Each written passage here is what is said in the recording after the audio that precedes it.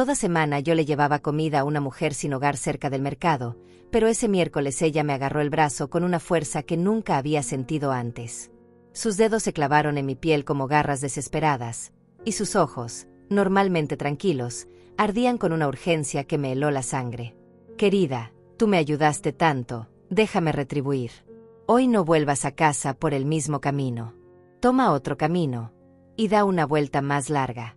Mañana por la mañana vas a entender por qué te dije esto. Su voz temblaba. No era una sugerencia. Era una súplica. Una advertencia. Y algo en la forma en que me miraba me hizo saber que mi vida dependía de si le hacía caso o no. Me llamo Matilde Mota. Tengo 67 años. Soy viuda hace 5, y durante 2 meses completos había estado llevándole comida a Lidia, una mujer sin hogar que siempre se sentaba en la misma esquina cerca del mercado municipal. Ella nunca me pidió nada. Nunca extendió la mano como otros lo hacían. Simplemente estaba ahí, con una manta raída sobre los hombros y una dignidad silenciosa que me recordaba que la vida puede destrozar a cualquiera. Yo empecé a llevarle comida porque necesitaba sentirme útil. Porque en mi propia casa, la casa que construí con mi esposo durante 30 años de matrimonio, me había convertido en un fantasma. Mi nuera Valeria y mi nieto Marco vivían conmigo desde que enviudé, supuestamente para cuidarme, para que no estuviera sola. Pero con el tiempo entendí que yo no era una compañera para ellos. Era un estorbo. Un problema que resolver. Cada miércoles a las 4 de la tarde, yo salía hacia el mercado.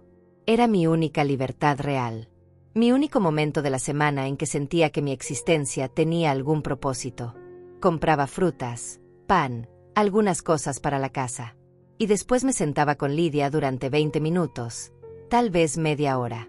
Le llevaba sándwiches, café caliente en un termo, frutas frescas.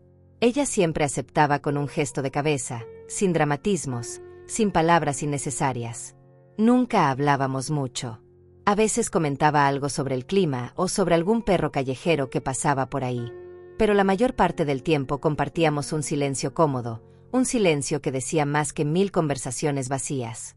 Yo no sabía entonces que Lidia me observaba con una atención que iba mucho más allá de la gratitud. Que sus ojos cansados pero agudos leían en mí cosas que yo misma no quería admitir. Hace 3 semanas, mientras yo abría el termo de café, ella me hizo una pregunta que me tomó por sorpresa. ¿Vives sola, querida? No, le respondí. Vivo con mi nuera y mi nieto. Ella asintió despacio, como procesando esa información con cuidado. Pero no dijo nada más.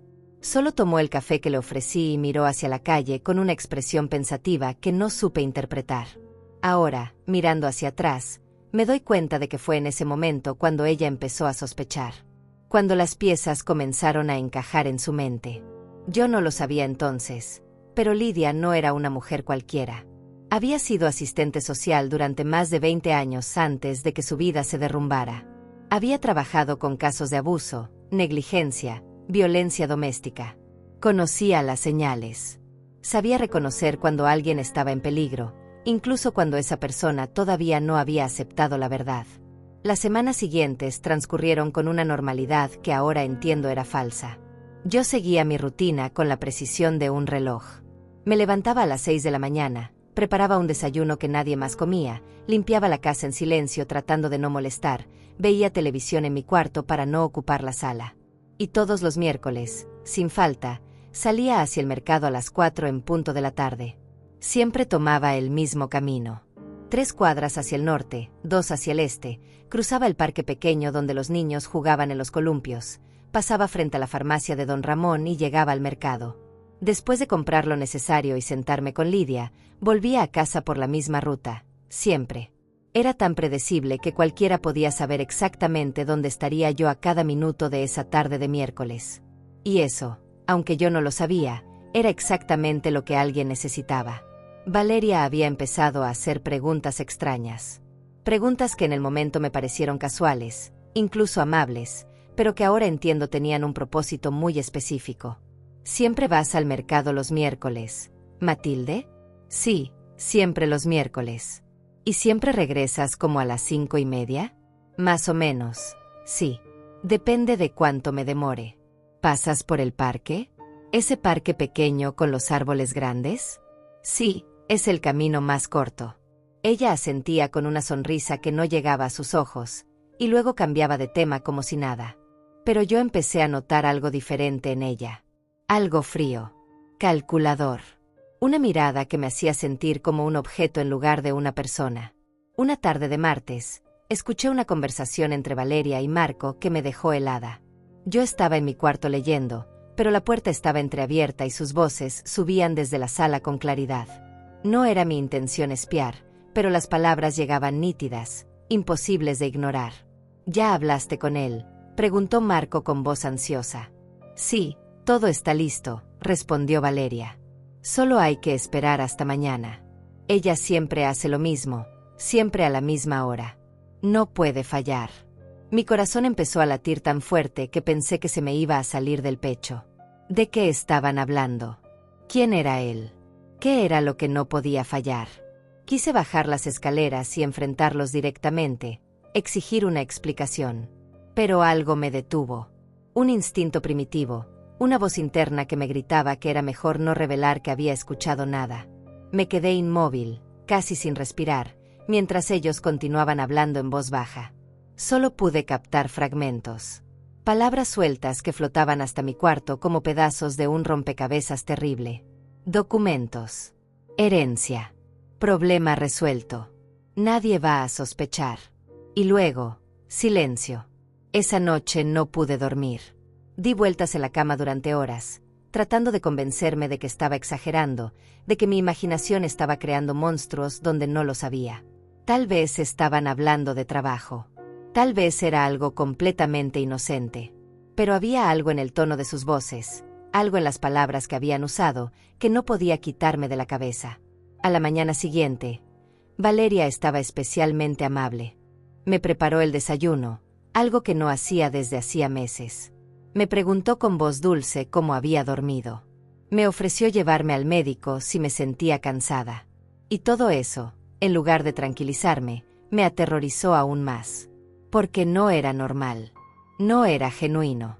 Era teatro. Y yo, que había vivido 67 años en este mundo, sabía perfectamente cuando alguien estaba actuando. El miércoles llegó con un cielo gris y pesado. Me levanté sintiéndome extraña, nerviosa sin saber exactamente por qué. Me vestí con manos temblorosas, tomé mi bolsa de compras y salí hacia el mercado exactamente a las 4 de la tarde, como siempre. El aire estaba cargado, denso, como si la atmósfera misma supiera que algo malo estaba por suceder. Caminé por mi ruta de siempre saludando mecánicamente a los vecinos de siempre. Doña Carmen regando sus plantas. El señor Julio sacando a su perro. Todo parecía normal. Todo parecía igual.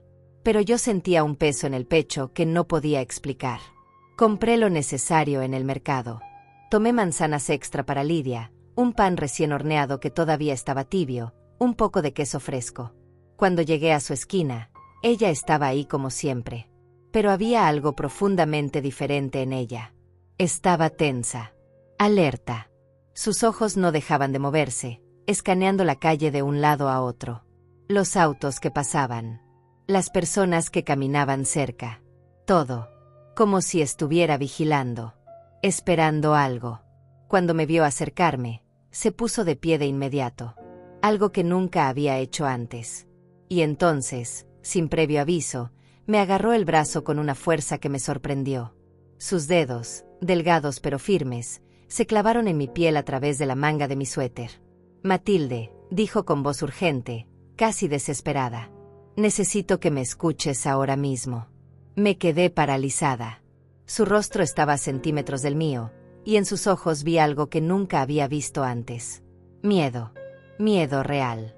Querida, tú me ayudaste tanto estos 2 meses. Me diste comida cuando tenía hambre. Me trataste como un ser humano cuando el mundo entero me ignoraba. Ahora déjame retribuirte. Por favor. Su agarre se hizo más fuerte. Hoy no vuelvas a casa por el mismo camino. Toma otro camino, cualquier otro. Da una vuelta más larga. No pases por el parque. No sigas tu ruta de siempre. Mañana por la mañana vas a entender por qué te estoy diciendo esto. La miré confundida, asustada, sin entender qué estaba pasando. ¿De qué hablas, Lidia? ¿Qué está pasando? No puedo explicarte ahora, susurró mirando nerviosamente alrededor. Pero confía en mí. He visto cosas. He escuchado cosas. Y sé que si tomas tu camino normal hoy, algo muy malo va a pasarte. Su mirada era tan intensa, tan desesperada, que sentí un escalofrío recorrer toda mi columna. Lidia nunca había sido una mujer dramática. En 2 meses de conversaciones, nunca la había visto exagerar nada. Era callada, observadora, práctica. Si me estaba diciendo esto con tanta urgencia, era porque realmente creía que mi vida estaba en peligro. ¿Cómo sabes que algo malo va a pasarme?, pregunté con voz temblorosa. Ella miró hacia ambos lados de la calle antes de responder, como asegurándose de que nadie nos escuchara. Llevo 2 semanas viendo un auto negro estacionado cerca de aquí todos los miércoles. Siempre a la misma hora. Siempre con un hombre adentro que no hace nada más que mirar su reloj y observar hacia el parque. Ayer, ese mismo hombre habló con una mujer elegante, de cabello teñido de castaño claro. Discutieron algo. Ella le dio dinero. Muchos billetes. Y antes de irse, ella dijo algo que me heló la sangre. ¿Qué dijo? Susurré sintiendo que las piernas me flaqueaban. Dijo que mañana a las 5:15, cuando la vieja pase por el parque como siempre, tiene que parecer un accidente. Que nadie puede sospechar nada. El mundo se detuvo a mi alrededor. El ruido de la calle se volvió un zumbido lejano. Mi corazón latía tan fuerte que podía escucharlo en mis oídos. La mujer que Lidia describía era Valeria. No había duda. El cabello teñido, la elegancia calculada, todo encajaba perfectamente. Matilde, ¿estás bien? La voz de Lidia me trajo de vuelta a la realidad. Estás muy pálida.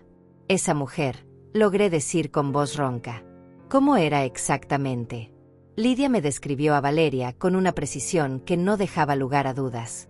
La forma en que caminaba, el tipo de bolso que llevaba, incluso el tono exacto de esmalte en sus uñas. Era ella. Mi propia nuera había pagado a alguien para que me matara. Tienes que irte ahora, insistió Lidia apretando mi brazo una vez más. Y no vuelvas por tu ruta normal. Toma otro camino. Cualquier otro. Camina por la avenida principal, aunque sea más largo. Pasa por donde haya gente, por donde haya testigos. No te acerques al parque hoy. Pero si lo que dices es cierto, tartamudeé tratando de procesar todo, entonces tengo que ir a la policía. Tengo que denunciar esto. No tienes pruebas, dijo ella con tristeza. Solo tienes la palabra de una mujer sin hogar contra la de una ciudadana respetable. ¿Quién crees que van a creer? Además, si vas ahora a la policía, ellos se van a dar cuenta de que sabes algo. Y eso te pone en más peligro todavía.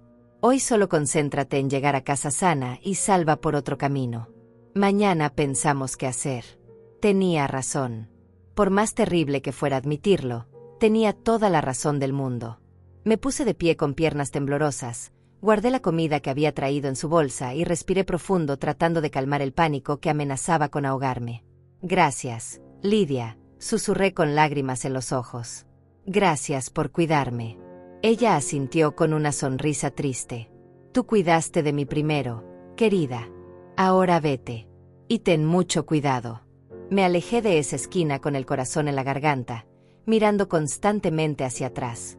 Cada auto que pasaba me parecía sospechoso. Cada persona en la calle era una amenaza potencial. Tenía que tomar una decisión rápida.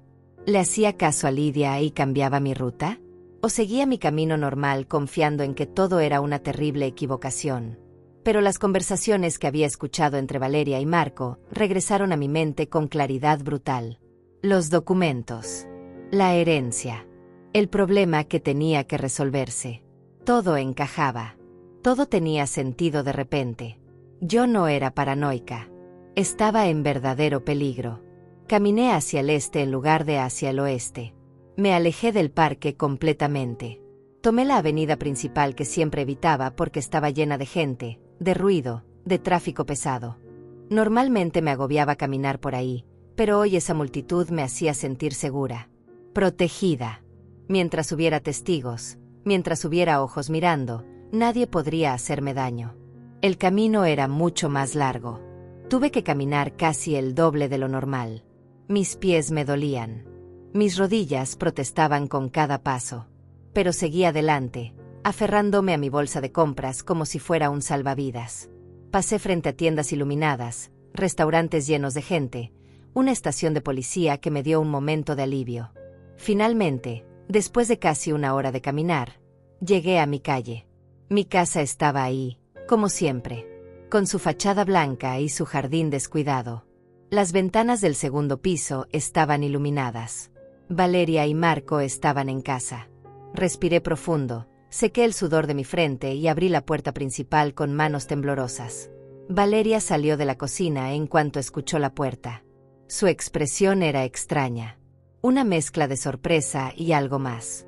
Algo que no supe identificar en ese momento, pero que ahora reconozco como decepción. «Matilde», dijo con voz demasiado aguda. «Llegaste tarde». Estaba preocupada. El tráfico estaba terrible. Mentí evitando su mirada. Decidí tomar la avenida principal porque estaba más despejada. Vi cómo sus ojos se entrecerraban levemente, como si estuviera calculando algo en su mente. ¿No pasaste por el parque? No.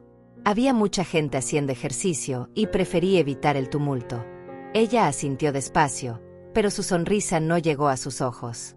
Se quedó ahí parada, mirándome fijamente, como si estuviera tratando de leer mis pensamientos. El silencio entre nosotras se volvió denso, incómodo, casi peligroso. Marco bajó las escaleras en ese momento con su teléfono en la mano. Cuando me vio, su rostro mostró la misma expresión de sorpresa que había visto en Valeria. Como si mi presencia fuera algo inesperado. Algo que no debería estar sucediendo. «Abuela», dijo con una sonrisa forzada. «Qué bueno que llegaste bien». Subí a mi cuarto sin decir nada más. Cerré la puerta con seguro, algo que nunca hacía, y me senté en el borde de mi cama con las manos temblando. Mi mente era un torbellino de pensamientos aterradores. ¿De verdad mi propia familia había planeado matarme? ¿Era posible que las personas con las que compartía techo todos los días quisieran verme muerta? Me acosté vestida esa noche, incapaz de relajarme lo suficiente para cambiarme el pijama. Cada ruido en la casa me sobresaltaba. Cada crujido de las escaleras me hacía contener la respiración. No dormí nada. Simplemente me quedé ahí acostada en la oscuridad, mirando el techo, esperando que amaneciera.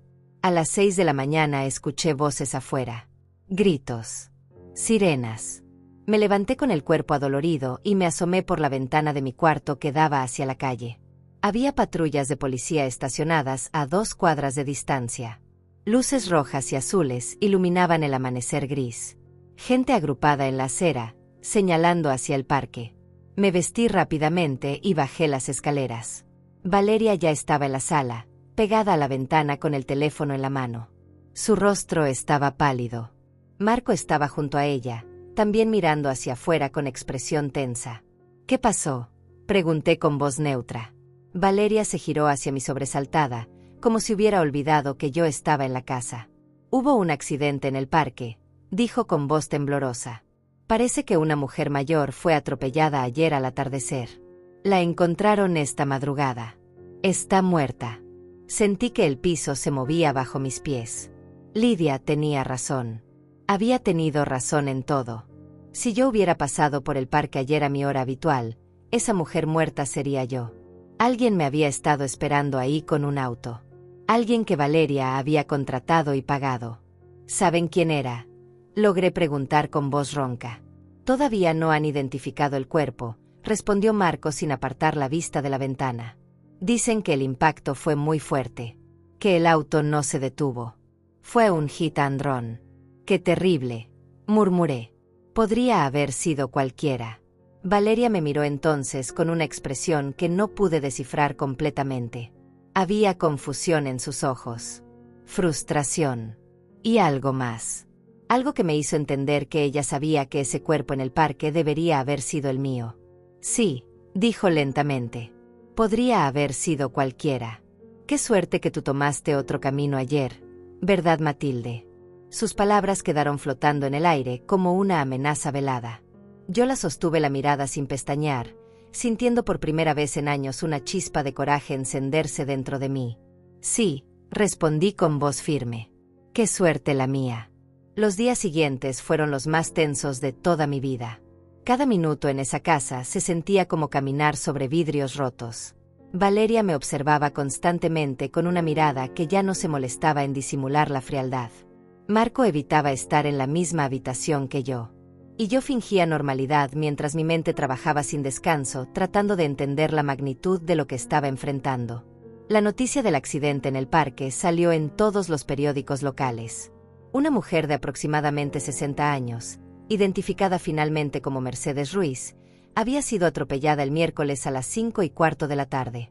El conductor se dio a la fuga. No había testigos.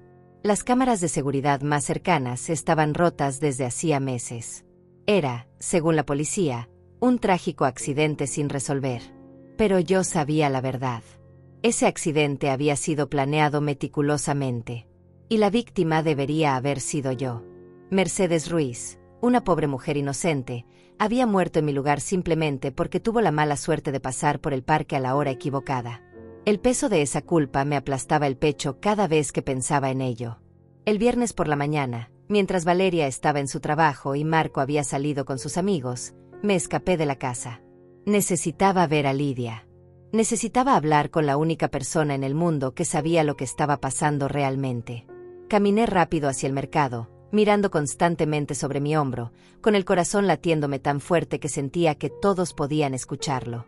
Lidia estaba en su esquina habitual, pero cuando me vio llegar su rostro se iluminó con un alivio tan profundo que casi me hizo llorar. Matilde, gracias a Dios. Estuve tan preocupada. Cuando vi las noticias sobre esa pobre mujer, pensé que tal vez no me habías hecho caso y que... Su voz se quebró.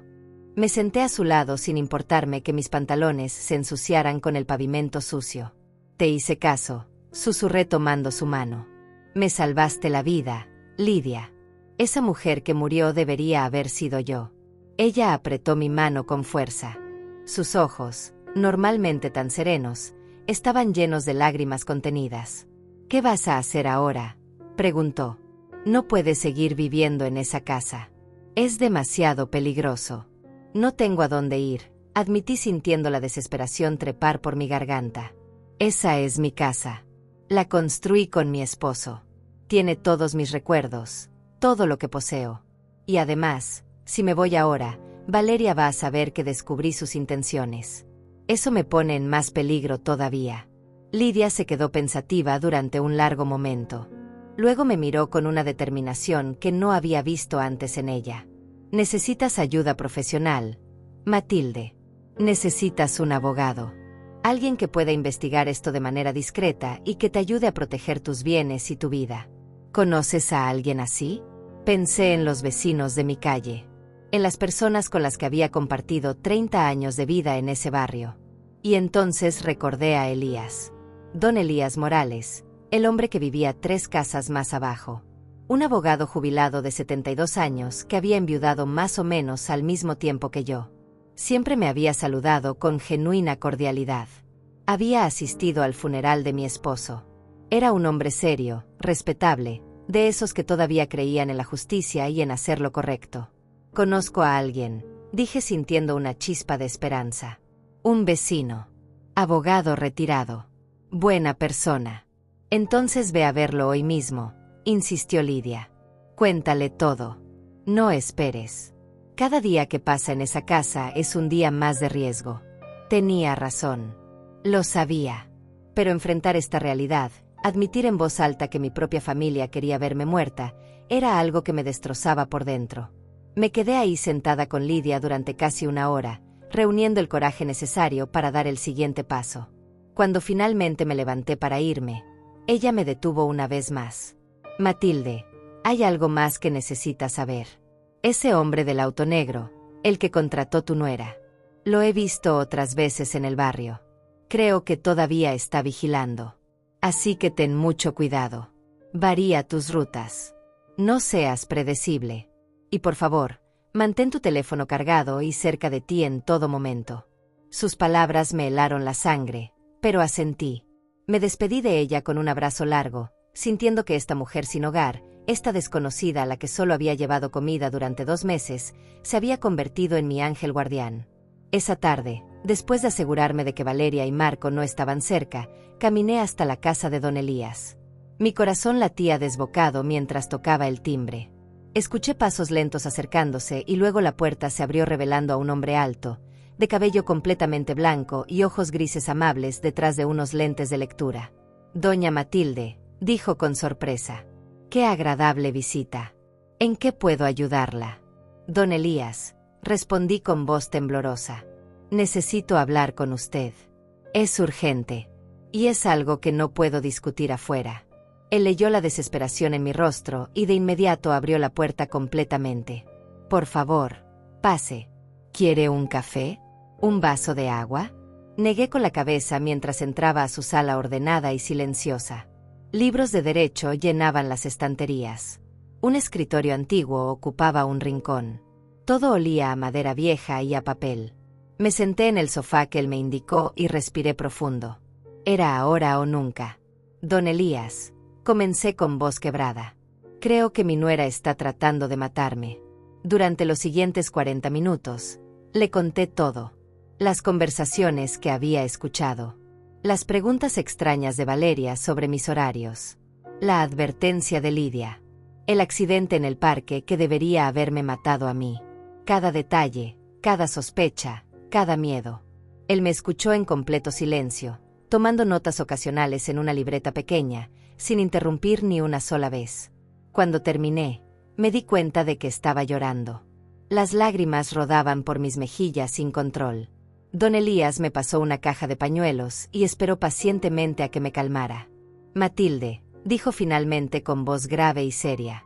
«Lo que me está contando es extremadamente delicado. Si es verdad, y tengo razones para creer que sí lo es, usted está en peligro mortal. Pero también necesito que entienda algo importante. Sin pruebas concretas, esto es solo su palabra contra la de ellos. Y lamentablemente, en casos así, la justicia requiere evidencia sólida. Entonces no hay nada que pueda hacer», susurré sintiéndome derrotada. «No dije eso», respondió con firmeza. «Dije que necesitamos pruebas. Y hay formas de conseguirlas.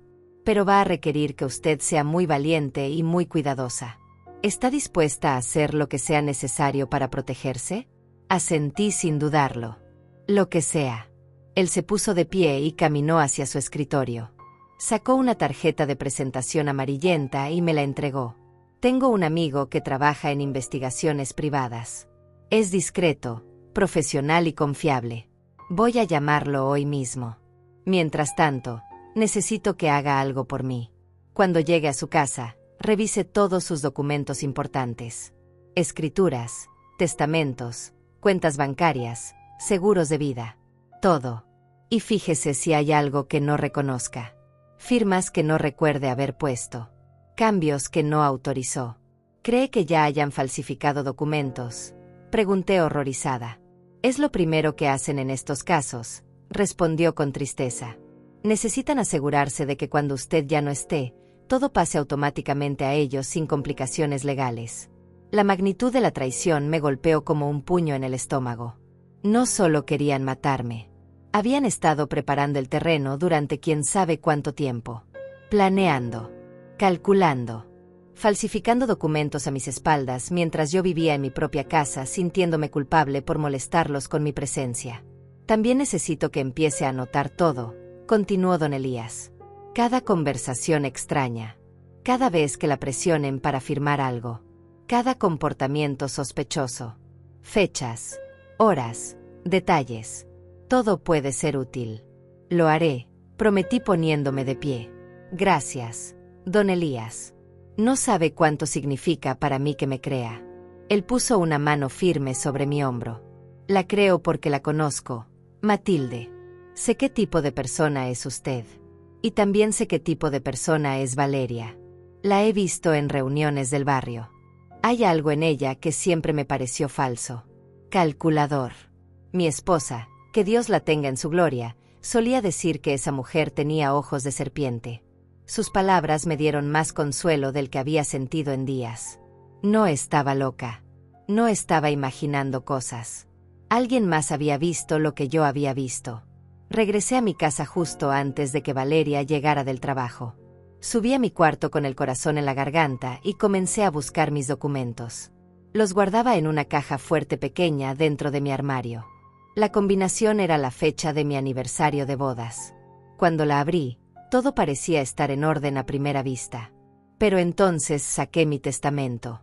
El documento que había hecho hace 6 años con la ayuda de un notario de confianza. Y lo que vi me dejó sin aire. Había un segundo testamento. Uno que yo no recordaba haber firmado. Fechado apenas 3 meses atrás. Y en él, dejaba absolutamente todo, mi casa, mis ahorros, mi pensión, todo, a Valeria y Marco. La firma al final del documento era asombrosamente parecida a la mía. Pero yo sabía con absoluta certeza que nunca había puesto mi nombre en ese papel. Mis manos temblaban tanto que casi dejé caer el documento falsificado. Lo sostuve contra la luz de la ventana, estudiando cada letra de esa firma que se parecía tanto a la mía, pero que sabía con certeza que nunca había escrito. Habían practicado. Habían ensayado mi firma hasta perfeccionarla. Y lo más aterrador era que si yo hubiera muerto en ese parque, nadie habría cuestionado este testamento. Todo habría pasado a sus manos, sin ningún problema legal. Guardé el documento falso de nuevo en la caja fuerte con manos temblorosas, asegurándome de dejarlo exactamente como lo había encontrado. No podían saber que yo había descubierto esto. No todavía. Saqué mi teléfono, el viejo celular que Marco me había regalado el año pasado diciendo que era para emergencias, y le tomé fotos a cada página del testamento falso. Luego fotografié también mi testamento original, el verdadero, donde dejaba la casa a una fundación de ayuda a viudas y los ahorros divididos entre 3 organizaciones benéficas. Escuché la puerta principal abrirse abajo. Valeria había llegado.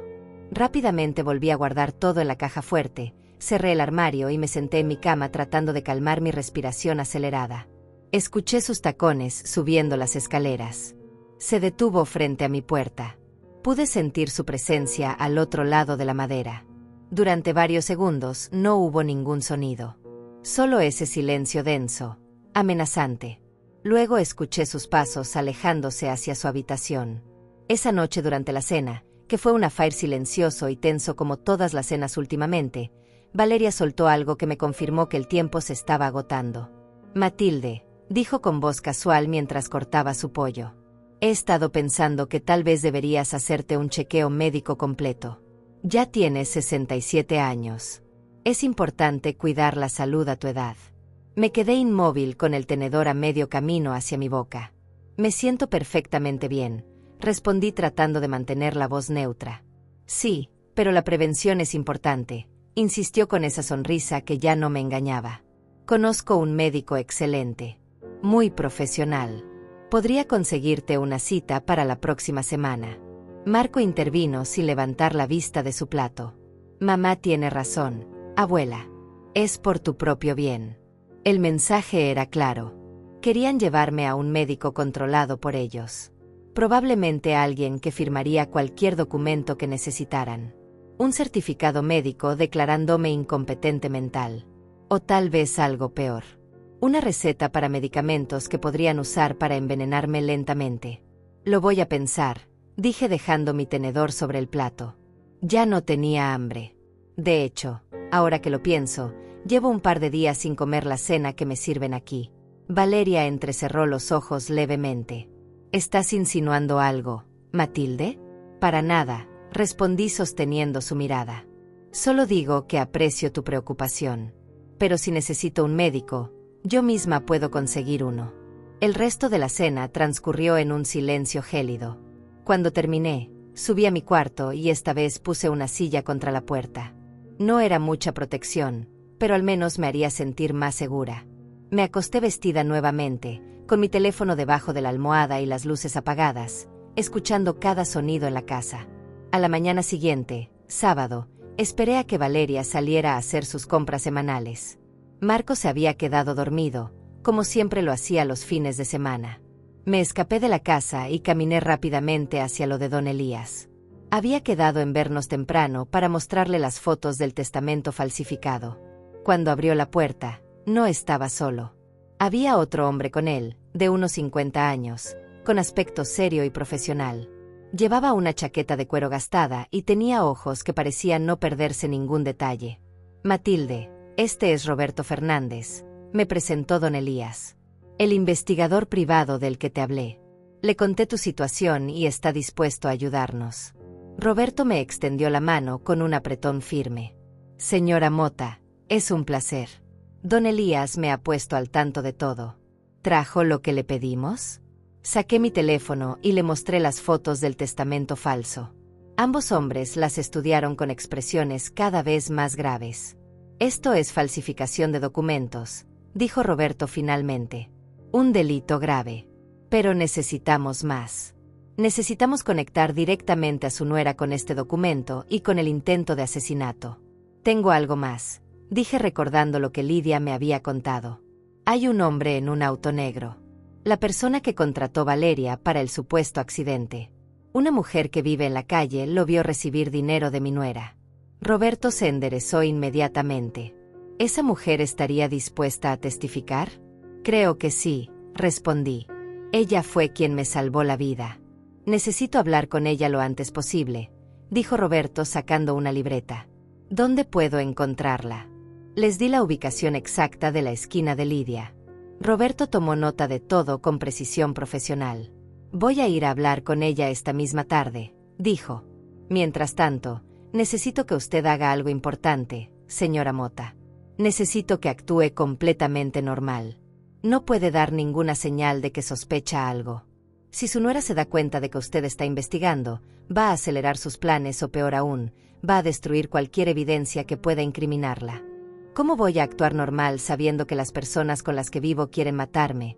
Pregunté sintiendo la histeria trepar por mi garganta. Don Elías puso una mano reconfortante sobre mi hombro. Sé que es difícil, Matilde, pero es temporal. Roberto es muy bueno en lo que hace. En unos días tendremos suficiente evidencia para ir a las autoridades y sacarte de esa casa de forma segura. Roberto asintió. También voy a instalar algunas medidas de seguridad. ¿Su nuera sabe usar tecnología? Es muy hábil con su teléfono y su computadora, respondí. Bien. Entonces vamos a usar eso a nuestro favor. Don Elías me contó que usted escuchó una conversación entre ella y su hijo. Si vuelve a escuchar algo así, necesito que lo grabe. Su teléfono tiene grabadora de voz, ¿verdad? Asentí, aunque en realidad no estaba muy segura de cómo usar esas funciones. Le voy a mostrar cómo hacerlo, dijo Roberto con paciencia. Y también le voy a dar un número de emergencia. Si en cualquier momento siente que está en peligro inmediato, llama a este número y yo estaré ahí en menos de 10 minutos. ¿Entendido? Entendido, susurré sintiendo que por primera vez en días tenía algo parecido a un plan. A una esperanza. Roberto pasó la siguiente media hora enseñándome cómo usar la grabadora de voz de mi teléfono, cómo asegurarme de que estaba cargado, cómo enviar las grabaciones a un correo electrónico de respaldo que él creó específicamente para este caso. Me dio también un pequeño dispositivo que parecía un llavero común, pero que en realidad era un botón de pánico conectado directamente a su teléfono. Si presiona esto, dijo mostrándome un botón pequeño escondido en el diseño. Me llega una alerta inmediata con su ubicación exacta. Llévelo consigo todo el tiempo. Me guardé el dispositivo en el bolsillo sintiendo su peso como un ancla. Una pequeña ancla de seguridad en medio de este océano de terror. Cuando regresé a casa, Valeria ya había vuelto de sus compras. Me miró con esa expresión calculadora que había aprendido a reconocer. ¿Dónde estabas?, preguntó con tono casual que no engañaba a nadie. Fui a caminar, respondí quitándome el suéter. Necesitaba aire fresco. Deberías avisarme cuando sales, dijo con una sonrisa tensa. Me preocupo cuando desapareces así. No desaparecí, repliqué con más firmeza de la que pretendía. Fui a dar una vuelta por el barrio. Sigo siendo libre de moverme, ¿no? Algo brilló en sus ojos. Algo peligroso. Por supuesto que sí, Matilde. Solo me preocupo por ti. Ya no eres tan joven. Podría pasarte algo. Sus palabras quedaron flotando en el aire como una amenaza apenas velada. Subí a mi cuarto sin responder y volví a poner la silla contra la puerta. Mi teléfono vibró. Era un mensaje de un número desconocido. Roberto. Ya hablé con Lidia. Está dispuesta a cooperar completamente. Tiene información muy valiosa. Va a ser nuestra testigo clave. Manténgase segura. Respondí con un simple ok y borré el mensaje de inmediato. No podía arriesgarme a que Valeria revisara mi teléfono de alguna manera. Los siguientes 2 días fueron un juego de actuación constante. Fingía normalidad mientras cada músculo de mi cuerpo estaba tenso. Comía solo lo que yo misma preparaba y siempre en mi cuarto. Evitaba beber cualquier cosa que Valeria me ofreciera. Y sobre todo, mantenía mi teléfono grabando cada vez que escuchaba que ellos estaban juntos hablando en voz baja. El lunes por la noche, mi paciencia fue recompensada. Estaba en mi cuarto con la puerta entreabierta y la grabadora activada cuando escuché a Valeria y Marco en el pasillo. «Tiene que ser pronto», decía Marco con voz ansiosa. «Ya pasó más de una semana desde lo del parque y ella sigue aquí. ¿Y si empieza a sospechar algo?» «No sospecha nada», respondió Valeria con tono frío. «Está vieja y confundida. Pero tienes razón. No podemos esperar mucho más. El miércoles que viene vamos a intentarlo de nuevo. Esta vez con algo más directo. ¿Qué tienes en mente?» «La cita médica. Le voy a insistir hasta que acepte. Una vez que esté en esa clínica, el doctor va a hacer lo necesario». Mi sangre se heló al escuchar esas palabras.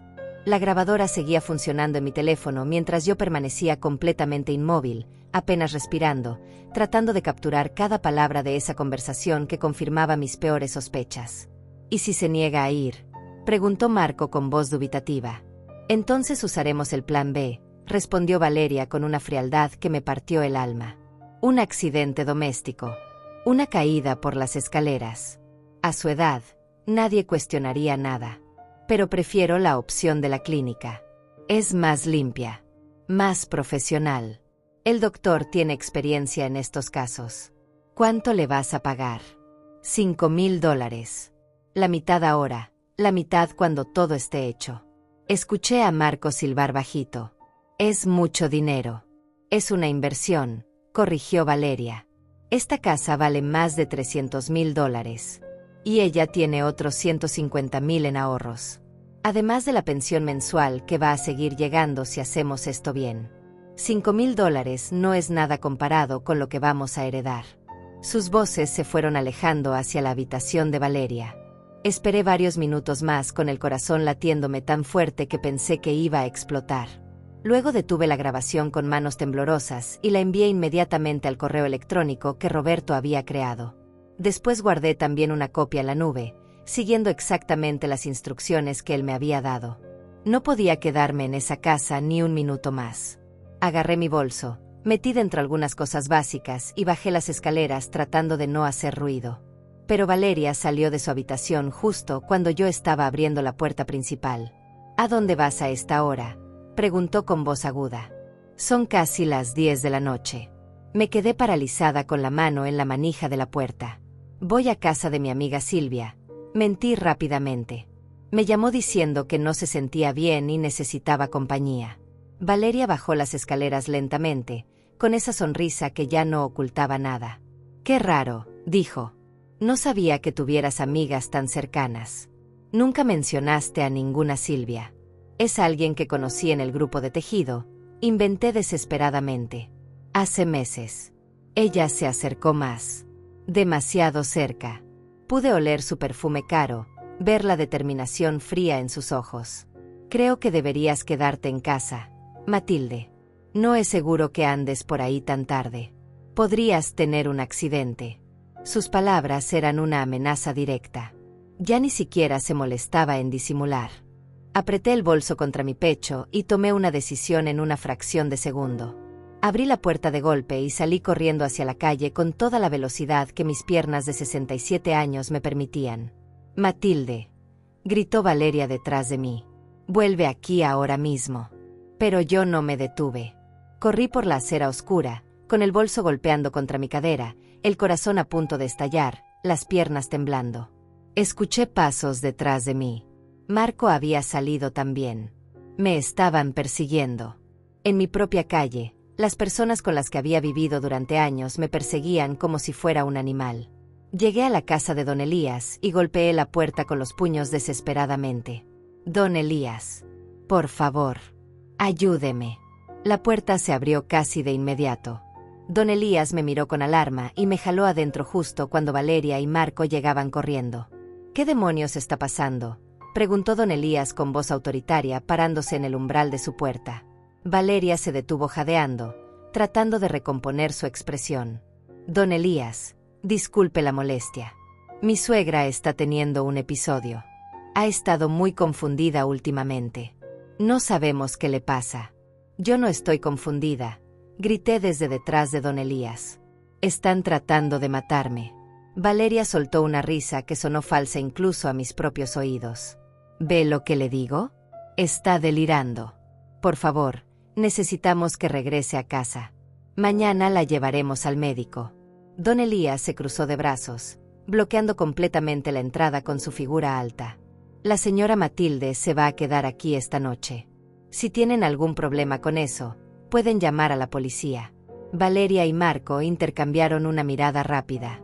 Vi el cálculo en sus ojos. No podían hacer una escena demasiado grande sin levantar sospechas en el vecindario. Finalmente, Valeria forzó una sonrisa. Está bien. Si así se siente más tranquila. Pero mañana necesitamos hablar seriamente sobre su salud. Matilde. No habrá mañana para ustedes. Pensé pero no dije. Don Elías cerró la puerta con seguro y me guió hacia su sala. Siéntate. Respira. Estás a salvo aquí. Me derrumbé en su sofá temblando de pies a cabeza.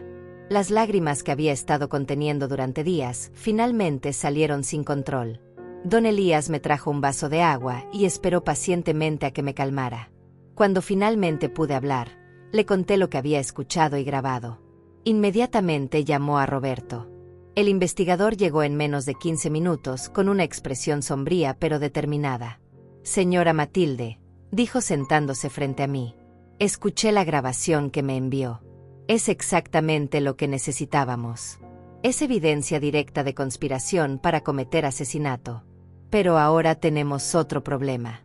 Ellos saben que usted escapó. Van a entrar en pánico. Y las personas en pánico hacen cosas desesperadas. ¿Qué sugiere?, preguntó don Elías.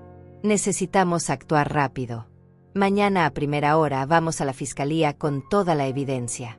El testamento falsificado, la grabación de esta noche, el testimonio de Lidia sobre el intento de atropello. Es suficiente para una orden de arresto. Y mientras tanto, pregunté, ¿qué pasa si vienen por mí? Por eso voy a quedarme aquí esta noche, respondió Roberto. Voy a montar guardia. Y ya contacté a un amigo de la policía.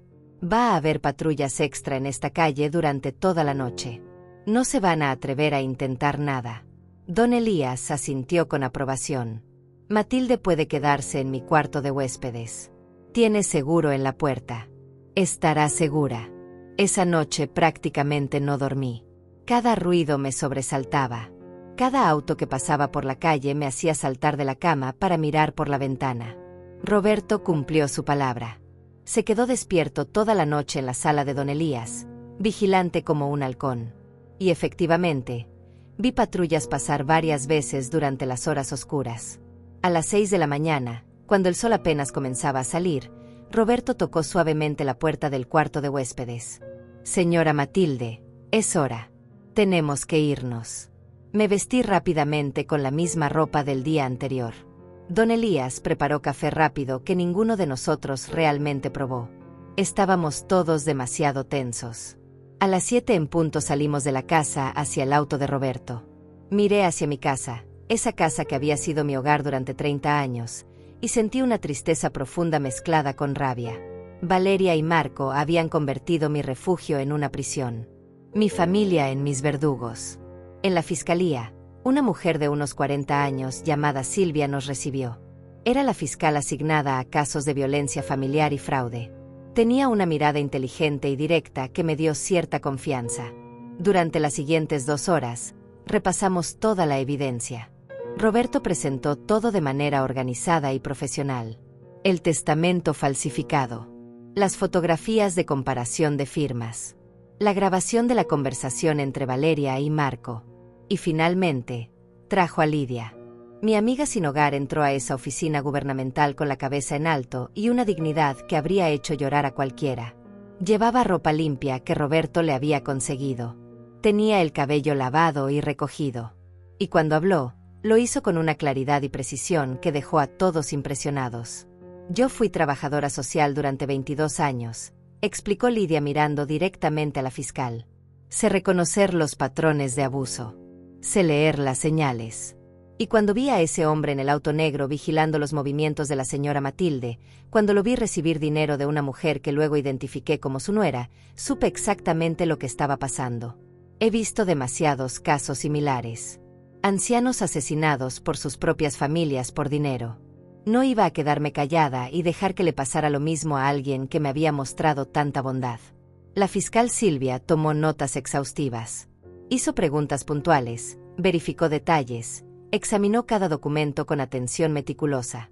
Esto es suficiente para una orden de arresto, dijo finalmente. Voy a contactar a un juez ahora mismo. También voy a solicitar una orden de registro para la casa. Si hay más evidencia, la vamos a encontrar. Y señora Matilde, necesito que sepa que usted no puede regresar a esa casa hasta que esto se resuelva. ¿Tiene algún lugar seguro donde quedarse? Puede quedarse conmigo todo el tiempo que sea necesario, ofreció don Elías inmediatamente. La fiscal asintió con aprobación. Perfecto. Señora Mota, sé que esto es extremadamente difícil para usted, pero quiero que entienda algo importante. Usted hizo lo correcto. Muchas víctimas en su situación no tienen el coraje de denunciar y pagan con sus vidas. Usted tuvo la valentía de pedir ayuda, y eso la salvó. Sus palabras me hicieron llorar nuevamente, pero esta vez no eran lágrimas de miedo. Eran lágrimas de alivio, de liberación. Por primera vez en semanas, sentí que tal vez iba a salir viva de esto. A las 2 de la tarde, la fiscal nos llamó. Tenía la orden de arresto y la orden de registro. La policía estaba en camino a mi casa en ese preciso momento. Roberto me llevó de vuelta a lo de don Elías, donde esperamos con la tensión de quien aguarda un veredicto. A las 4:30, el teléfono de Roberto sonó. Contestó y escuchó en silencio durante varios minutos. Su expresión se fue endureciendo progresivamente. Entiendo. Sí. Gracias por informarme. Colgó y me miró con una mezcla de satisfacción y algo más oscuro. Los arrestaron a ambos, Valeria y Marco. Cuando la policía llegó a registrar la casa, encontraron algo más. ¿Qué encontraron?, pregunté con voz temblorosa. Veneno, respondió gravemente. Arsénico escondido en el armario de la cocina. También encontraron correspondencia entre Valeria y un doctor sin licencia que trabaja en una clínica clandestina. Los correos detallan exactamente cómo planeaban declararte incompetente mentalmente y luego administrarte una sobredosis de sedantes que parecería muerte natural. El mundo se detuvo a mi alrededor cuando escuché esas palabras. Arsénico. Veneno real. No estaba imaginando nada. No estaba exagerando. Mi propia nuera había comprado veneno con el propósito específico de matarme. Las personas con las que había compartido techo, con las que había comido en la misma mesa, habían planeado envenenarme lentamente hasta que mi cuerpo dejara de funcionar. ¿Estás seguro?, logré susurrar con voz quebrada. Roberto asintió con expresión sombría. Completamente seguro.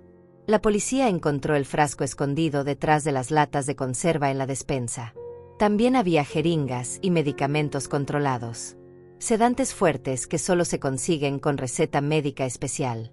Y lo más revelador, encontraron un cuaderno donde Valeria había anotado fechas y dosis. Llevaba un registro detallado de cuánto planeaba administrarle y cuándo. Don Elías dejó escapar un suspiro largo y doloroso. Dios santo. Esto es mucho peor de lo que pensábamos. Hay más, continuó Roberto. Cuando interrogaron a Valeria, ella intentó negarlo todo al principio. Pero cuando le mostraron la grabación que usted hizo, señora Matilde, cuando escuchó su propia voz planeando el asesinato, se derrumbó. Y comenzó a hablar. ¿Qué dijo?, pregunté sintiendo náuseas. Confesó que había estado planeando esto durante casi un año. Desde que descubrió que usted tenía más dinero ahorrado de lo que ella pensaba.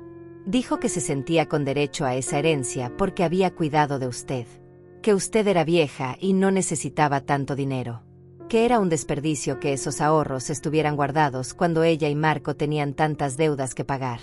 Me levanté del sofá sintiendo que las piernas apenas me sostenían.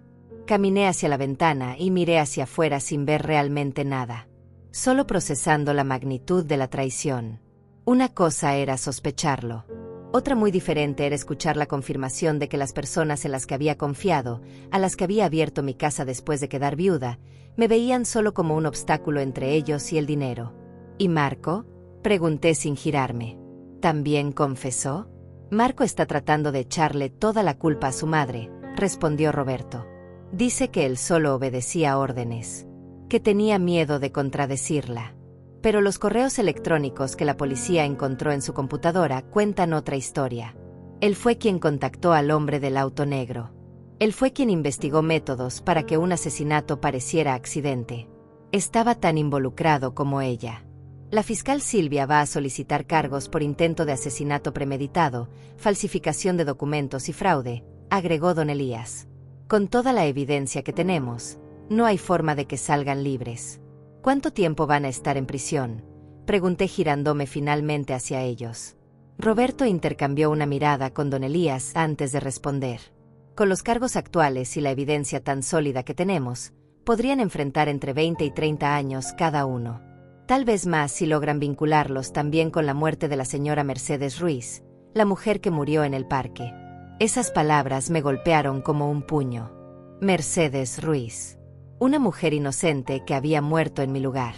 Que había pagado con su vida porque tuvo la mala suerte de pasar por el lugar equivocado en el momento equivocado. Y todo por la codicia de mi propia familia. ¿Tienen familia?, pregunté en voz baja. ¿La señora Mercedes? Roberto consultó su teléfono. Sí. 2 hijas adultas. La policía las contactó cuando identificaron el cuerpo. Están devastadas, como es de esperarse. Necesito hablar con ellas, dije con firmeza.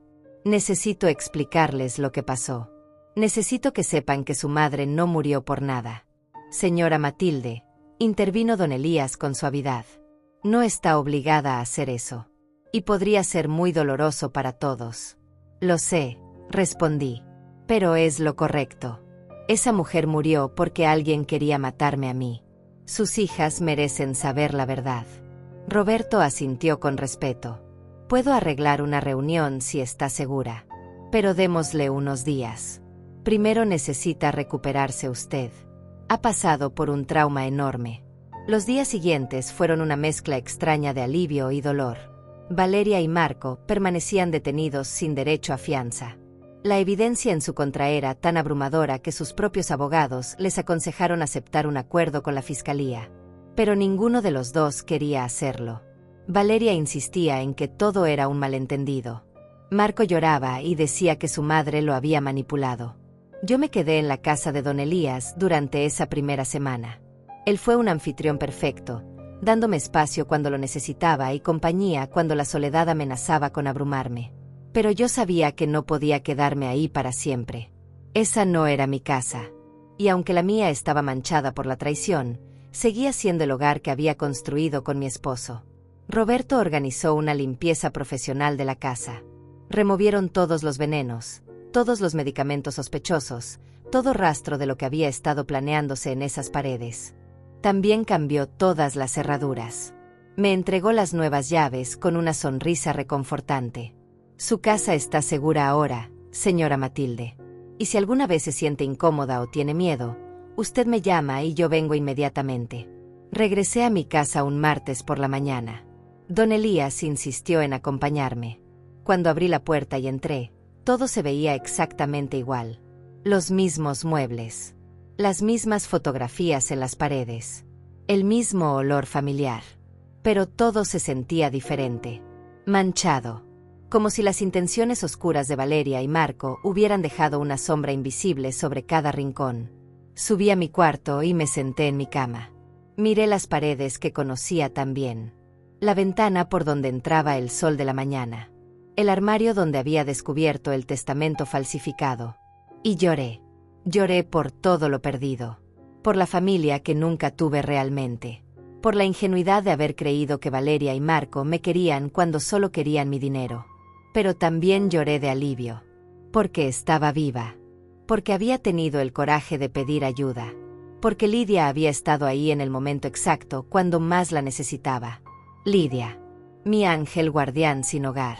Esa tarde fui a buscarla a su esquina habitual. Pero no estaba ahí. Pregunté a los vendedores del mercado. Nadie la había visto desde hacía varios días. El pánico comenzó a trepar por mi garganta. ¿Le habría pasado algo? ¿Valeria habría intentado hacerle daño antes de ser arrestada? Llamé a Roberto inmediatamente. Tranquila, señora Matilde, dijo con una risa en la voz que me desconcertó. Lidia está bien. De hecho, está mejor que bien. ¿Dónde está? Exigí saber. Está en un hotel.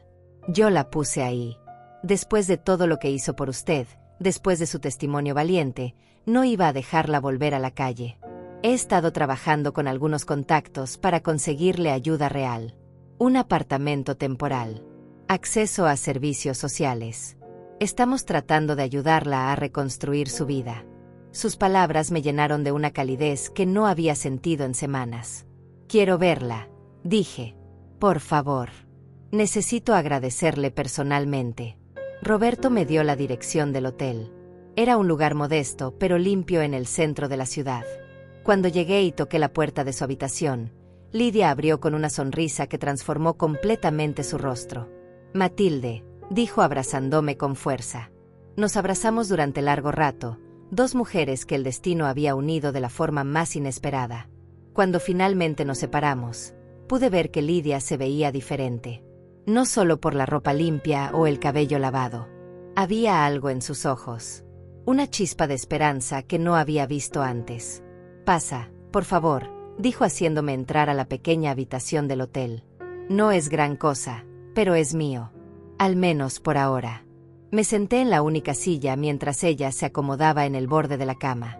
Durante varios minutos, ninguna de las dos supo qué decir. Había tanto que agradecer, tanto que compartir, que las palabras parecían insuficientes. Me salvaste la vida, dije finalmente con voz quebrada. Si no me hubieras advertido ese día, yo estaría muerta. Sería yo la que estaría en el cementerio en lugar de esa pobre señora Mercedes. Lidia negó con la cabeza suavemente. Tú me salvaste primero, Matilde. Todas esas semanas que me llevaste comida, que te sentabas conmigo cuando el mundo entero me ignoraba, me devolviste algo que había perdido hacía mucho tiempo. Dignidad. Esperanza. La sensación de que todavía importaba como ser humano. ¿Cómo terminaste en la calle? Pregunté con cuidado. Si no te molesta hablar de eso. Ella suspiró profundamente y miró por la ventana antes de responder. Fue hace 3 años. Yo trabajaba como asistente social, como ya te conté. Tenía un buen trabajo, un departamento pequeño pero cómodo. Entonces mi hermana se enfermó. Cáncer. No tenía seguro médico y los tratamientos costaban una fortuna. Yo gasté todos mis ahorros tratando de ayudarla. Me endeudé. Pedí préstamos que no podía pagar. Y cuando ella murió de todas formas, yo no tenía nada. Perdí mi apartamento. Perdí mi trabajo porque no podía concentrarme después de todo lo que había pasado. Y poco a poco, terminé en la calle. Las lágrimas rodaban por sus mejillas mientras hablaba. Yo tomé su mano y la apreté con fuerza. Lo siento mucho, Lidia.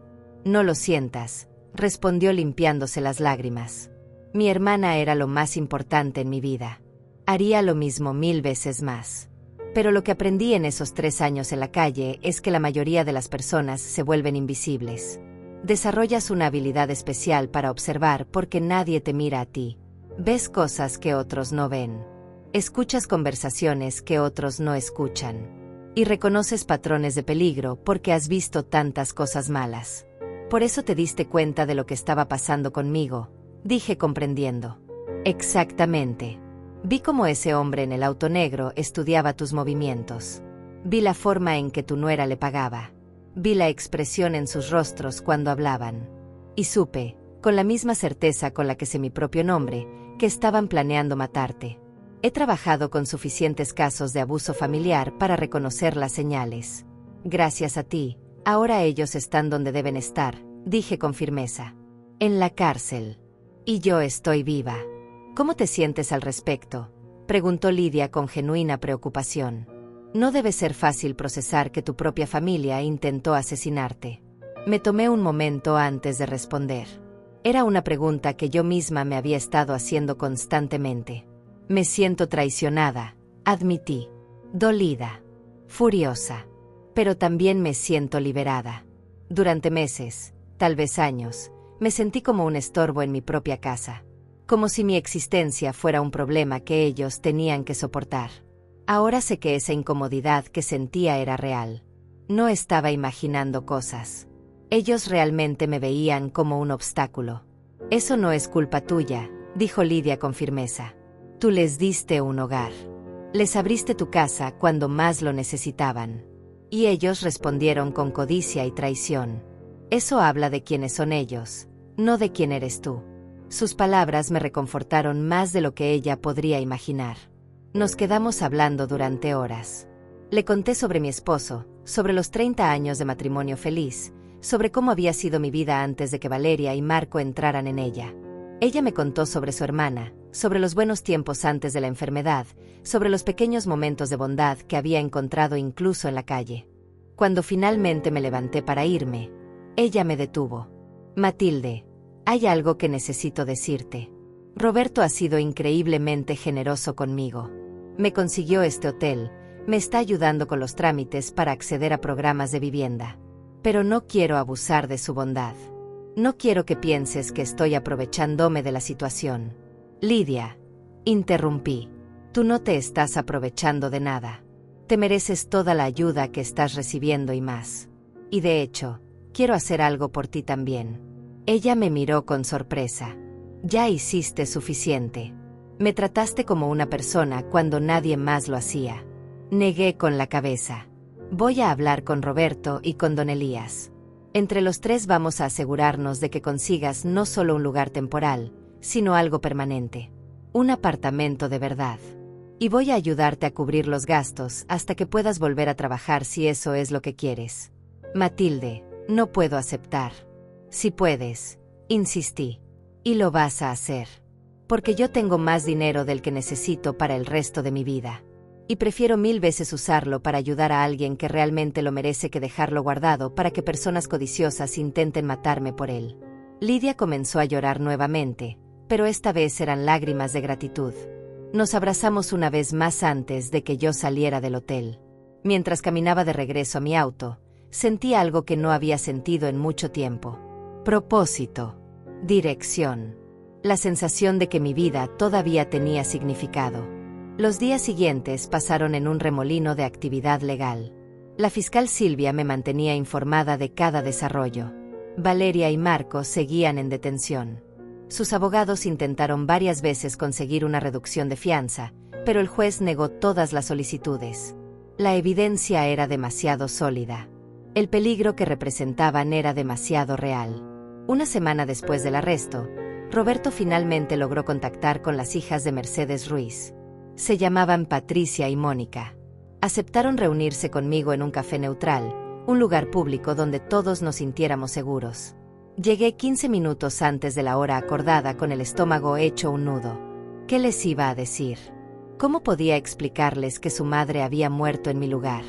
¿Cómo podía pedirles perdón por algo que técnicamente no era mi culpa, pero que me hacía sentir culpable de todas formas? Patricia y Mónica llegaron juntas. Eran mujeres de unos 40 años, con rostros cansados y ojos rojos de tanto llorar. Cuando me vieron, se detuvieron un momento antes de acercarse a la mesa donde yo estaba sentada. Señora Mota, dijo Patricia con voz tensa. Gracias por aceptar reunirse con nosotras. No, respondí poniéndome de pie. Gracias a ustedes por darme esta oportunidad. Sé que esto debe ser increíblemente difícil. Nos sentamos las tres en un silencio incómodo. Ordené café para todos, aunque ninguna realmente lo tocamos. Finalmente, reuní todo mi coraje y comencé a hablar. No hay palabras suficientes para expresar cuánto lo siento, dije con voz quebrada. Su madre murió porque alguien quería matarme a mí. Ella estaba en el lugar equivocado en el momento equivocado, y pagó con su vida por la codicia de personas que yo creía que eran mi familia. Mónica, la más joven de las dos hermanas, habló con voz temblorosa. La policía nos explicó lo que pasó. Nos dijeron que su nuera contrató a alguien para atropellarla a usted. Que su madre simplemente tuvo la mala suerte de pasar por ahí a la misma hora. Asentí sintiendo las lágrimas correr por mis mejillas. Sí. Yo siempre pasaba por ese parque todos los miércoles a la misma hora. Era tan predecible que cualquiera podía saber exactamente dónde estaría. Pero ese día, alguien me advirtió. Me dijo que no tomara mi camino normal. Y su madre. Mi voz se quebró completamente. No pude continuar. Patricia extendió su mano y tomó la mía. El gesto me sorprendió tanto que levanté la vista para mirarla directamente. Señora Mota, dijo con lágrimas en los ojos. No la culpamos a usted. Culpamos a las personas que hicieron esto. A su nuera. Al hombre que conducía ese auto. Sus palabras me golpearon con una fuerza inesperada. Durante días había cargado con esa culpa, sintiéndome responsable de la muerte de una mujer inocente. Y aquí estaban sus hijas, las personas que más derecho tenían a odiarme, ofreciéndome perdón. Nuestra madre era una buena mujer, continuó Mónica limpiándose las lágrimas. Trabajó toda su vida como enfermera. Ayudó a tanta gente. Y murió de la forma más injusta posible. Pero sabemos que usted no tuvo nada que ver con eso. Usted es una víctima también. Quiero hacer algo, dije con urgencia. No sé qué, pero necesito hacer algo para honrar su memoria. Para que su muerte no haya sido completamente en vano. Patricia intercambió una mirada con su hermana antes de hablar. Mamá siempre decía que quería que estableciéramos una fundación en su nombre cuando ella ya no estuviera. Algo para ayudar a enfermeras retiradas que no tuvieran recursos suficientes. Era su sueño. Entonces hagámoslo realidad, dije sin dudarlo. Yo tengo ahorros. Tengo recursos que originalmente iba a dejar a organizaciones benéficas de todas formas. Podemos establecer esa fundación en nombre de su madre. La Fundación Mercedes Ruiz. Las dos hermanas me miraron con asombro. ¿Habla en serio?, preguntó Mónica. Completamente en serio. Su madre murió en mi lugar. Lo mínimo que puedo hacer es asegurarme de que su legado continúe ayudando a otras personas. Conozco a un buen abogado que puede ayudarnos con todos los trámites legales. Esa reunión que había comenzado con tanto dolor, terminó con un propósito compartido. Patricia, Mónica y yo pasamos las siguientes 2 horas planificando la fundación. Hablamos sobre misión, objetivos, cómo podríamos ayudar a enfermeras retiradas con dificultades económicas. Y por primera vez desde que había descubierto la traición de Valeria, sentí que algo bueno podía salir de todo este horror. Don Elías se mostró más que dispuesto a ayudar con los aspectos legales de la fundación. Roberto ofreció sus servicios de investigación para verificar a los beneficiarios potenciales. Y yo comprometí $50,000 como fondo inicial. Era una cantidad significativa de mis ahorros, pero sentía que era lo correcto. Mientras trabajábamos en establecer la fundación, el caso legal contra Valeria y Marco avanzaba rápidamente. La fiscal Silvia logró conectarlos directamente con el hombre del auto negro. Se llamaba Leandro García, un criminal de poca monta con antecedentes por asalto y fraude. Cuando lo arrestaron, confesó todo casi de inmediato a cambio de una reducción de sentencia. Admitió que Valeria lo había contactado a través de un conocido en común. Le había pagado $3,000 por adelantado para atropellar a una mujer mayor que pasaría por el parque todos los miércoles a las 5:15 de la tarde. Le había dado mi descripción física exacta. Le había mostrado fotos mías. Leandro esperó en su auto negro durante 2 miércoles seguidos, estudiando el área, planificando la ruta de escape. El tercer miércoles, cuando yo no aparecí porque había seguido el consejo de Lidia, él se impacientó. Y cuando vio a Mercedes Ruiz, una mujer de edad similar con características físicas parecidas a las mías, asumió que era yo. La atropelló a toda velocidad y huyó de la escena. Solo después, cuando vio las noticias y se dio cuenta de que la mujer que había matado no era Matilde Mota, se dio cuenta del error terrible que había cometido. Valeria enfureció cuando se enteró. No por la muerte de una inocente, sino porque el trabajo no se había completado. Porque yo seguía viva. Leandro testificó que ella lo llamó gritando, exigiéndole que terminara el trabajo o que le devolviera el dinero. Fue durante esa llamada telefónica que la policía logró grabar como parte de la investigación, donde Valeria dejó claro que no le importaba a quien tuviera que matar mientras yo terminara muerta.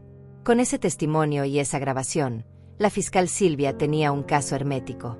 No solo por intento de asesinato contra mí, sino también por el asesinato real de Mercedes Ruiz.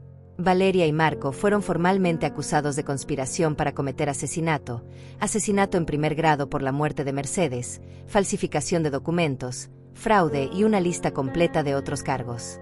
El juicio estaba programado para comenzar en 2 meses. Pero 3 semanas antes de la fecha, los abogados de Valeria y Marco solicitaron una reunión con la fiscal. Querían negociar un acuerdo. Silvia me llamó para explicarme la situación. Están dispuestos a declararse culpables de todos los cargos a cambio de una sentencia reducida, me dijo. En lugar de enfrentar cadena perpetua, aceptarían 30 años sin posibilidad de libertad condicional durante los primeros 20. ¿Y qué recomienda usted?, pregunté sintiendo una mezcla de emociones contradictorias. Honestamente, con la evidencia que tenemos, podríamos ganar el juicio fácilmente y conseguir sentencias aún más largas. Pero los juicios son impredecibles. Y significaría que usted tendría que testificar. Revivir todo el trauma en una sala llena de gente. Enfrentarlos directamente. No me importa testificar, dije con firmeza.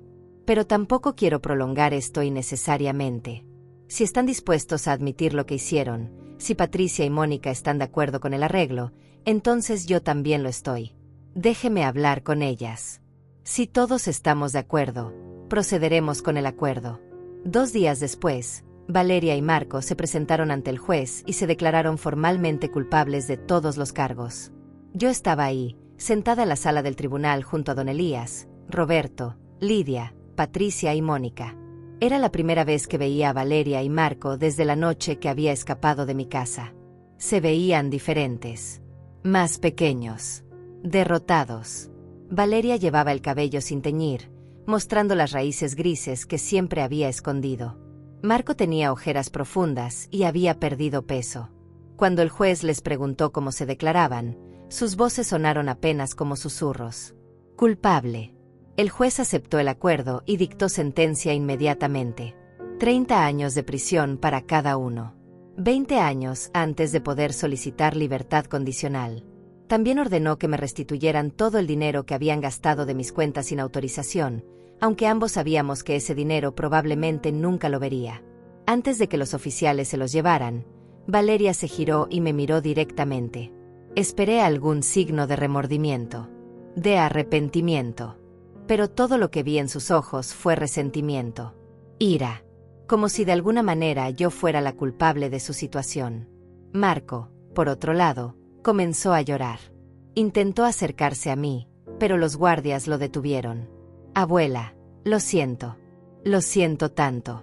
Yo no quería. Su voz se quebró en sollozos. Pero sus lágrimas llegaban demasiado tarde. Habían planeado mi muerte con precisión calculada. Habían causado la muerte de una mujer inocente. Y ahora querían compasión que no merecían. Me puse de pie y salí de la sala del tribunal sin mirar atrás. Don Elías me siguió, poniendo una mano reconfortante en mi hombro. ¿Estás bien?, preguntó con suavidad. Asentí, aunque no estaba completamente segura de que fuera verdad. Estoy aliviada. Estoy triste. Estoy enojada. Pero sobre todo, estoy viva. Y eso es más de lo que ellos planeaban para mí. Esa noche, organicé una cena en mi casa. Invité a don Elías, Roberto, Lidia, Patricia y Mónica. Las personas que me habían ayudado a sobrevivir el peor periodo de mi vida. Las personas que habían demostrado que todavía existía la bondad en el mundo. Lidia llegó con ropa nueva y una sonrisa radiante. Roberto había logrado conseguirle un apartamento subsidiado y estaba en proceso de recuperar su licencia de trabajo social. Patricia y Mónica trajeron fotografías de su madre y pasamos parte de la noche recordando a Mercedes, honrando su memoria. Mientras todos estábamos sentados alrededor de mi mesa, compartiendo comida y conversación, me di cuenta de algo importante. Esta era mi verdadera familia. No por lazos de sangre, sino por lazos de respeto, bondad y cariño genuino. Estas personas me habían visto en mi momento más vulnerable y habían elegido ayudarme sin esperar nada a cambio. Don Elías levantó su copa de vino. Un brindis, dijo con voz emocionada. Por Matilde, una mujer de coraje extraordinario. Por Lidia, cuya valentía salvó una vida. Por Mercedes, cuya memoria vivirá a través de la fundación que estableceremos. Y por todos nosotros, que nos hemos convertido en familia de la forma más inesperada. Todos levantamos nuestras copas. Y mientras brindábamos, sentí algo que no había sentido en años. Paz. Verdadera paz interior. Todavía había trabajo por hacer. La fundación necesitaba establecerse formalmente. Mi casa necesitaba sentirse como un hogar nuevamente en lugar de una escena del crimen. Y yo necesitaba continuar sanando de un trauma que probablemente cargaría por el resto de mi vida.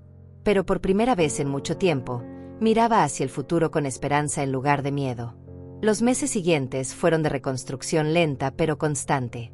La Fundación Mercedes Ruiz se estableció oficialmente en primavera. Patricia y Mónica trabajaron incansablemente en honrar la memoria de su madre. El primer año ayudamos a 15 enfermeras retiradas con dificultades financieras, cubriéndoles gastos médicos, reparaciones en sus hogares y necesidades básicas. Ver el impacto real que estábamos teniendo en la vida de esas mujeres me llenaba de una satisfacción que nunca había experimentado antes. Lidia se convirtió en parte fundamental de la fundación. Su experiencia como trabajadora social y su comprensión profunda de lo que significaba perderlo todo la hacían perfecta para evaluar casos y conectar con las beneficiarias. Verla florecer, recuperar su confianza y su propósito, fue uno de los regalos más hermosos que salieron de toda esta tragedia. Mi casa se transformó completamente. Contraté a un diseñador para que me ayudara a redecorarla. Pinté las paredes de colores cálidos y luminosos. Reemplacé los muebles que me traían malos recuerdos. Convertí el cuarto que había sido de Valeria en una biblioteca acogedora llena de libros y plantas. El cuarto de Marco se transformó en un espacio de costura donde ahora paso tardes enteras creando mantas para donar a refugios. Don Elías se convirtió en mi compañero constante. No de forma romántica, éramos demasiado viejos para esas complicaciones, pero sí en una amistad profunda y significativa. Cenábamos juntos 2 o 3 veces por semana. Íbamos a conciertos en el parque los domingos. Jugábamos ajedrez en su sala mientras discutíamos política y filosofía. Él llenó un vacío en mi vida que no sabía que existía. Roberto también se mantuvo cerca. Se convirtió en algo así como el hijo que nunca tuve. Me ayudaba con asuntos legales, me acompañaba al banco cuando necesitaba hacer trámites importantes, y siempre estaba disponible cuando necesitaba hablar. Su bondad desinteresada restauró mi fe en que todavía existían personas buenas en el mundo. 6 meses después del juicio, recibí una carta de Marco desde la prisión. La sostuve en mis manos durante varios días sin abrirla, debatiendo si quería leer lo que tuviera que decir. Finalmente, una tarde lluviosa, me armé de valor y rompí el sobre. La carta era larga, escrita con letra temblorosa. Marco decía que lo sentía, que había estado en terapia en la prisión y finalmente entendía la magnitud de lo que había hecho, que su madre lo había manipulado durante años, controlando cada aspecto de su vida, pero que él era lo suficientemente adulto para haber dicho que no, que la codicia lo había cegado hasta el punto de olvidar que yo era un ser humano, no solo un obstáculo entre él y el dinero. Pedía perdón. Suplicaba que lo visitara. Decía que necesitaba verme, hablar conmigo cara a cara, explicarme todo. Leí la carta 3 veces. Luego la doblé cuidadosamente y la guardé en un cajón. No la tiré, pero tampoco la respondí. Tal vez algún día tendría el espacio emocional para perdonar. Pero ese día todavía no había llegado. Y estaba en paz con eso. Valeria nunca escribió. Nunca se disculpó. Según me contó el abogado que manejaba algunos asuntos residuales del caso, ella seguía insistiendo en la prisión que todo había sido un malentendido, que nunca realmente quiso matarme, que las cosas se habían salido de control. Su negación absoluta de responsabilidad me dolió al principio, pero con el tiempo aprendí que algunas personas nunca admitirán sus errores. Y eso decía más sobre ella que sobre mí. Un año después del juicio, organicé una pequeña ceremonia en el parque donde Mercedes había muerto. Patricia, Mónica, Lidia, Don Elías, Roberto y yo nos reunimos alrededor de un banco nuevo que la ciudad había instalado en su memoria. Tenía una placa que decía, en memoria de Mercedes Ruiz, enfermera dedicada, madre amorosa, cuya bondad tocó innumerables vidas. Cada una de nosotras habló sobre lo que Mercedes significaba o cómo su muerte había cambiado nuestras vidas. Cuando llegó mi turno, las palabras fluyeron con una claridad que no esperaba. No conocía a Mercedes en vida, comencé con voz temblorosa. Pero su muerte me enseñó lecciones que llevaré conmigo para siempre. Me enseñó que la vida es frágil y preciosa, que la bondad de extraños puede salvarte cuando tu propia familia te traiciona, que el propósito puede encontrarse en los lugares más oscuros, y que aunque no podemos controlar las acciones de otros, sí podemos controlar cómo respondemos a ellas. Lidia apretó mi mano mientras hablaba. Todos teníamos lágrimas en los ojos, pero eran lágrimas de sanación, no solo de dolor. Esa noche, mientras estaba sentada en mi sala renovada, bebiendo té y mirando las fotografías de todos los eventos del último año, la fundación, las cenas con amigos, las tardes con don Elías, me di cuenta de algo profundo. Valeria y Marco habían intentado destruirme. Habían planeado borrarme de este mundo como si mi vida no tuviera valor. Pero no solo habían fallado, sino que sin saberlo, me habían empujado hacia una vida más rica y significativa de la que tenía antes. Ya no era la viuda solitaria que se sentía como un estorbo. Era Matilde Mota, cofundadora de una organización benéfica que ayudaba a mujeres necesitadas. Era amiga, confidente, miembro activo de mi comunidad. Tenía propósito. Tenía conexión. Tenía una familia elegida que me valoraba por quien era, no por lo que podían obtener de mí. Mi teléfono sonó interrumpiendo mis pensamientos. Era Lidia. Matilde, dijo con voz emocionada. Tengo buenas noticias. Acaban de aprobar mi solicitud. Oficialmente puedo volver a trabajar como asistente social.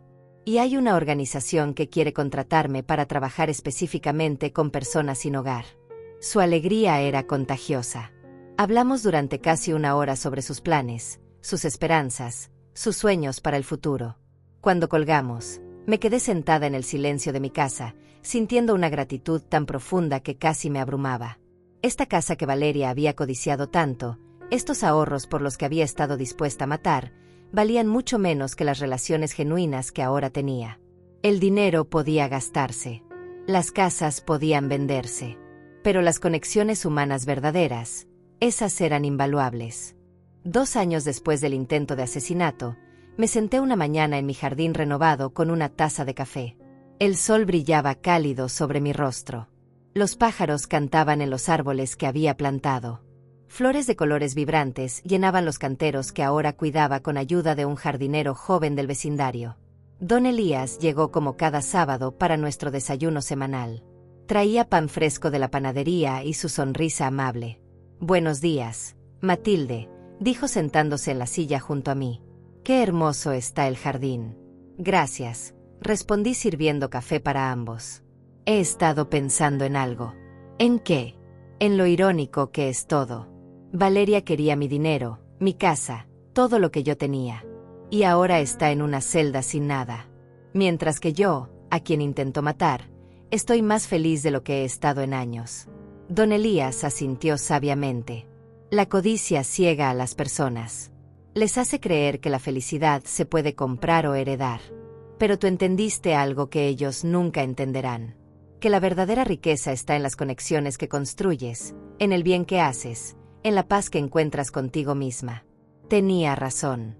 Y mientras estábamos sentados ahí, 2 personas mayores que habían encontrado amistad y propósito en la segunda mitad de sus vidas, me di cuenta de que había sobrevivido no solo físicamente, sino emocionalmente. Había tomado la traición más profunda imaginable y la había transformado en algo significativo. La mendiga a la que había ayudado durante 2 meses con simples bolsas de comida, había terminado salvándome la vida de la forma más literal posible. Y ese acto de bondad recíproca había desencadenado una cadena de eventos que cambió múltiples vidas para mejor. Miré hacia el cielo azul y pensé en Mercedes. En la injusticia de su muerte. Pero también en cómo su memoria vivía a través de la fundación que llevaba su nombre. En cómo cada enfermera que ayudábamos era un tributo a ella. Valeria había querido borrarme. Había querido que desapareciera para que ella pudiera quedarse con lo mío.